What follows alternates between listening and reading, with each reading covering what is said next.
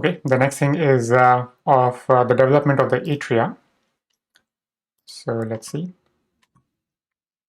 So in the atria, the first thing that happens is we have an interatrial communication. Both the atria, the right and the left side, are communicating. There's no separation, and then we have an endocardial cushion, just a little membrane that is right in the center.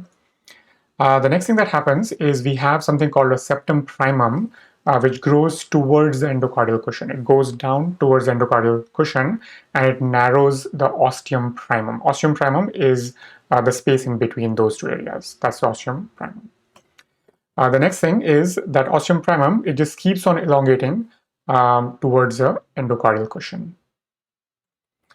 Then we have, because of cell death, we have a space in between that septum. So now it's called ostium secundum, also called foramen secundum, because of that septum primum.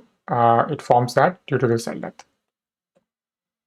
On the right side of that septum, we have septum secundum develop. Septum secundum develops to the right, and then it goes down as the ostium secundum maintains the right to the left shunt.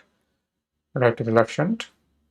And then the final step in terms of the atria development, the septum secundum goes all the way down, it expands all the way down and covers most of the ostium secundum, and the residual foramen is called the foramen ovale.